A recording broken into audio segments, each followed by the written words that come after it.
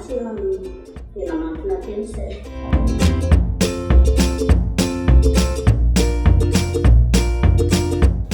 Tamin'ny voalohany izay efa ilay zavatra nijerevanay teo Ambatonavava tena nirinay dia nefa rehefa presque lasa daholo ilay izy dia avy eo dia nahitany azy hoe alao atao an'iny amertsibosy kely ilay izy.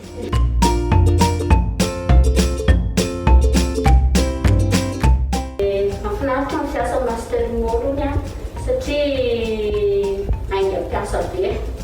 Tao anatin'ny herintaona nefa nisy ara confinement zany nefa tao anatin'ny herintaona dia karakara daholo ilay taratasy.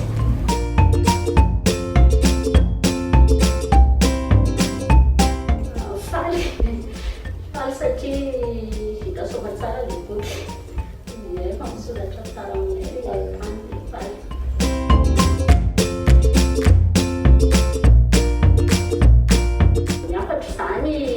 Aloha raha hoe samy mikarakatany any hikarakara taratasy aloha manantona ny master mot satria tsy mivezivezy tsony ianao zany amin'ilay resaka taratasy moa vetivety herintaona raha ela zany dia azo vita soa tsara ilay.